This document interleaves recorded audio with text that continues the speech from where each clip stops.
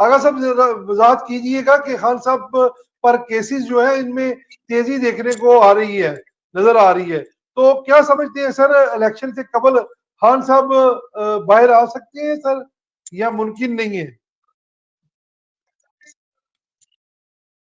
उस वक्त भी देखिए, इस वक्त जो खान साहब के ऊपर 200 के करीब केसेस हैं जी, और मैं ये कहना चाहूंगा कि लोग ये कहते थे कि बीबी मरियम ने कहा था कि हमें इसी तरह की लेवल प्लेइंग फील्ड चाहिए कि जब सब कुछ जीरो हो, यानी मियाँ साहब जेल गए ये भी जेल जाए, मियाँ साहब ने पेशियां भुगती ये भी पेशियां भुगते, मियाँ साहब डिस्क्वालीफाई हुए ये भी डिस्क्वालीफाई।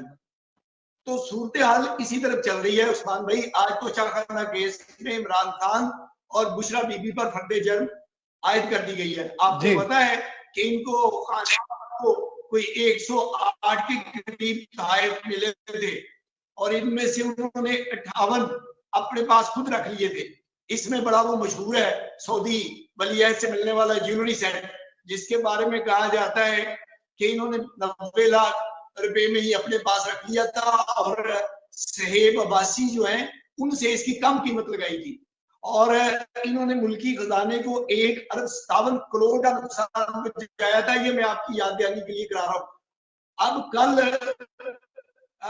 उन्होंने सहेब अब्बासी मिलिट्री सेक्रेटरी और दूसरे 12 गवाहान को जो है 11 तारीख को बुलाया है। इसी तरह 190 मिलियन पाउंड के केस में 17 जनवरी को आयद होगी। इसी तरह कल 11 जनवरी को गैर शरई निकाह में खान साहब के ऊपर जुर्म जो है वो आयद होगी और इसी तरह आज 12 केसेस में गिरफ्तारी डाल दी गई है। तो ये बड़ा मुश्किल है खान साहब को इलेक्शन से कबल मैं नहीं समझता कि किसी तौर पर भी उनको रहा किया जाएगा। मामला जो है